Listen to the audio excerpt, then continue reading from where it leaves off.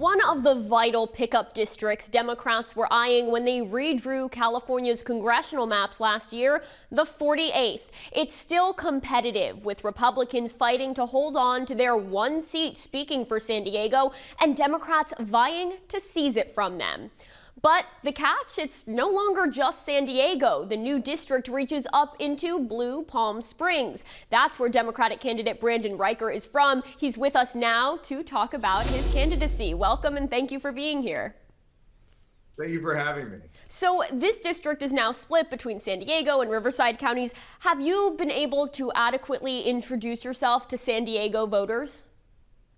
We're beyond excited. Not only are we up on television in San Diego, we just finished 4 town halls in 5 days, including one in Vista. We're going to be down in Escondido on Saturday for a town hall. We had over 87 people in Hemet. So we're introducing ourselves all over this district, both in San Diego and in Riverside County.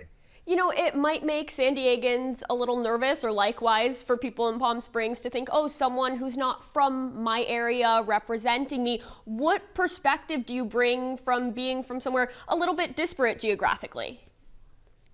Well, I think the thing is that people are less concerned about where I'm from, and they're more concerned about what I'm talking about. And the fact that I would be the only trained economist in Congress goes across not just geographical lines, but party lines. People in this district and across the country are struggling from a cost of living emergency, and that's what this campaign is offering a solution to. And that's why we're seeing turnout across the district. That's why we have over 700 volunteers from everywhere, from Escondido and Borrego Springs all the way into Indian Wells and Idlewild. If you are elected and you had the chance to change or fix one thing in your district in that first term, what would it be? The first piece is making the first $50,000 that people make tax-free. That's cash back into people's pockets. You think about this district, it's a big commuting district. Temecula, Escondido, Vista, San Marcos, people traveling to work. I want to be able so that they can pay for the increased price of gas. I want to make sure that they can afford housing. And the easiest way to do that is putting cash into people's pockets, and that's what I'm campaigning on. That is a pretty big idea, one of many that you have, including expanding the ACA and raising the federal minimum wage. Would you have the runway to do that as a first-term Congress member? Well, think about this. There's a couple of things that I spent a lot of time talking about, 2 in particular. One is getting rid of the $50,000, making it tax-free on the first $50K. That's huge. That's a bipartisan issue. Both parties are dealing with Americans who are struggling across this country to make ends meet. The other piece is eliminating the FICA cap at $184,000, so we make Social Security solvent. Those 2 things go together. Seniors live across this country as well. People are depending on Social Security. I believe we can do that in the first term. The other one that I talk about that's incredibly important to this district that I think we can pass even while Donald Trump is still president is catastrophic homeowners insurance. People across this district are being priced out of their homes because of fire insurance increases. We need a federal plan. Republicans in the South are dealing with that with rising sea levels. Republicans in the Midwest because of increase in tornadoes. It's time that the federal government makes sure no one has to leave their home because they can't afford it because their insurance goes up. Like you mentioned, you are an economist by trade. What value does that add to your ability to represent people? It's the #1 issue that everyone always talks about is the economy. And both parties have been unable to solve it for a very long time. So as an economist, we're trained to think about incentives and disincentives, tax cuts and raising taxes. That's what the House of Representatives does. But also as an economist, we're trained to think about the opportunity costs. What happens when you don't invest? And that's why I spend a lot of time talking about the national debt, something I think Democrats need to spend more time doing, and say if we don't structure in this company, the $40 trillion debt that we're now facing is going to threaten every social program we care about. And so that's what an economist brings that's different than the 180 lawyers we already have in the House of Representatives. Where have Democrats gone astray on the economy? Well, think about it this way. This has been an issue for a really, really long time. This is not just about the last 4 years or even the last 10 years. The Democratic Party's gotten really good at offering hypothetical money. If you need a down payment for a home, we'll give you a $25,000 tax credit. If you have a child, we'll give you a $5,000 first-year tax credit. The problem is most people can't afford their rent. They don't see how they're ever going to be able to afford a down payment on a home. So it's hypothetical money they'll never get. Same thing when we talk about small businesses. We say the first 2 years we'll give you tax-free. Well, like me, when I started my small business, we didn't make money in the first 2 years. We didn't really pay taxes. It's once again hypothetical money. The Democratic Party has to come up with solutions that actually puts cash back into people's pockets, hence making the first 50,000 tax-free, eliminating the FICA cap, so that way Social Security is solved and it continues to go up so seniors can stay in their home and afford their lives. And then we need to make sure people can stay in their homes because of insurance. We need to lower costs where we can and raise wages where we can. Do you think the federal government bears more responsibility for the state of the economy in California than the state government? Yes, I mean, this is an issue across the country we're seeing. This is why Donald Trump was reelected after what we saw on January 6th, is that people across this country are struggling. Obviously, here in California, there are things we can do, permit reform, suspend the gas tax right now so people can get to work easier. But at the end of the day, until we change the tax system in this country and the federal government is able to actually support and make sure that California gets back, some of the money that we send to the federal government, we're going to continue to have this problem. So this is a federal issue. Is the Democratic message on affordability resonating with voters? And how do you land that plane in a district that still has a lot of conservatives? It's a very conservative Democratic district. It is a lean Democratic district, but certainly a conservative one. I actually think that affordability is the wrong way to talk about it, because affordability sounds like if we just lower a few prices, people are going to be able to make ends meet. What we have is a cost of living emergency, which is different, which is why I'm talking about real solutions that puts cash back into people's pockets and paychecks, and also helps lower costs where we can, including ACM subsidies, which we have seen covered California premiums rise as those subsidies have been cut. Again, these are big ideas. How confident are you that they can come to fruition, that they're realistic?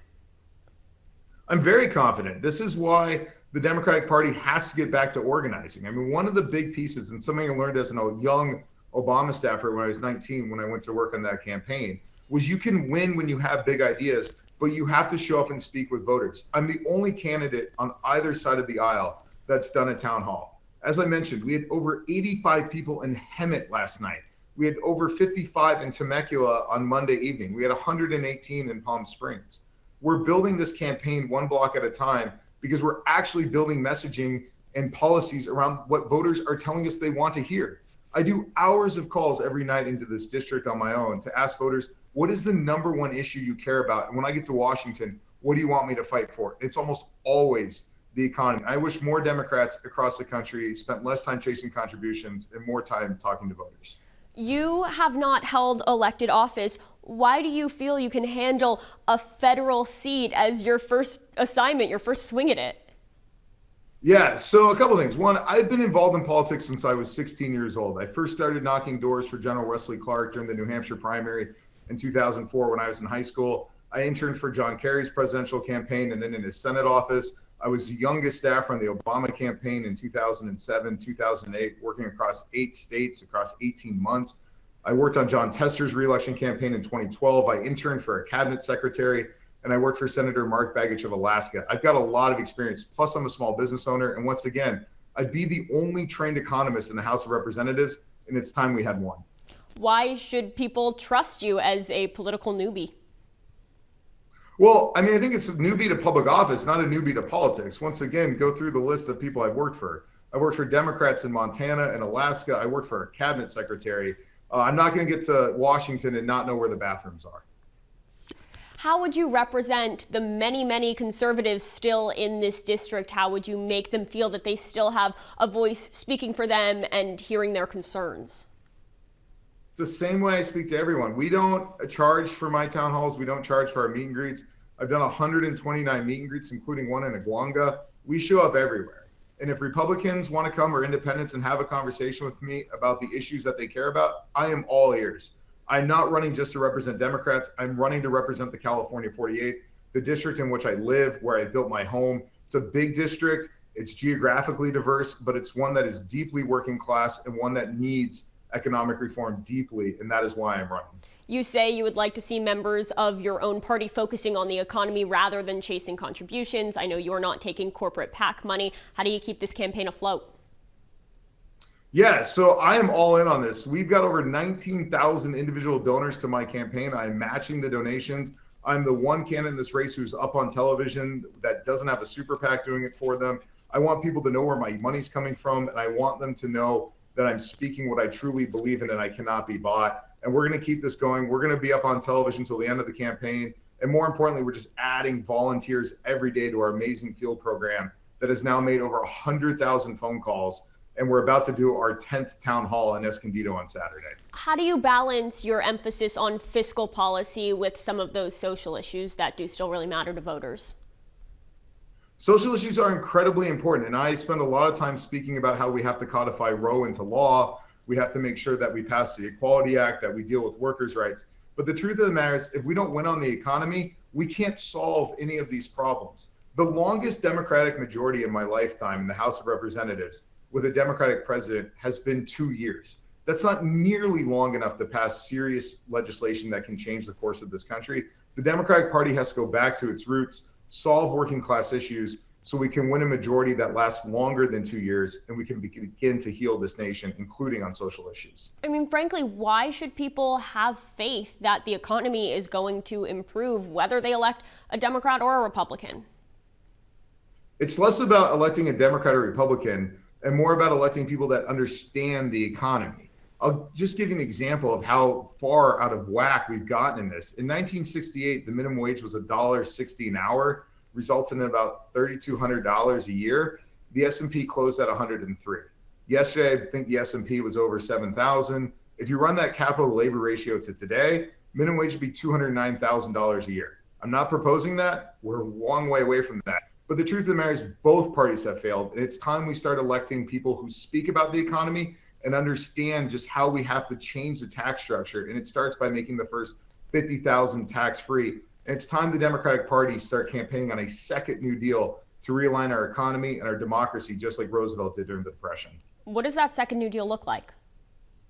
Well, it starts by improving the economy. It starts by making Social Security solvent, making sure people can stay in their home, helping small businesses, including reducing the FICA tax for small businesses on the first $50,000 that they pay as employers, so they can raise wages for their employees and not hurt their bottom line. It includes authoritarian proofing the executive branch, making DC a state, expanding the Supreme Court. And then we have to start talking about issues that everyone cares about, that 70% of Americans want, but we can't pass. Gun reform.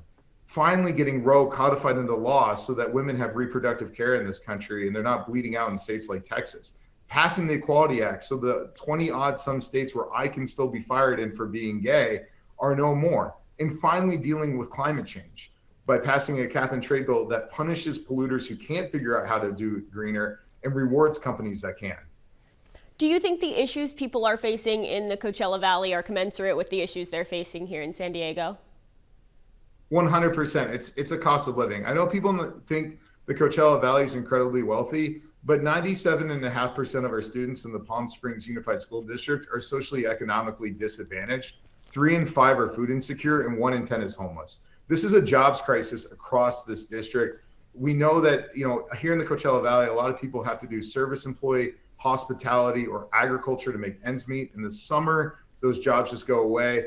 I was in Temecula on Monday night talking to a man who has to commute from Temecula to Oceanside, then take the train into downtown San Diego. You talk to people in Oceanside, Vista, San Marcos, Escondido, who are struggling to pay their rent.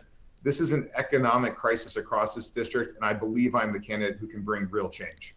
How would you maintain this focus on the economy and not get caught up in the noise of Washington, D.C.?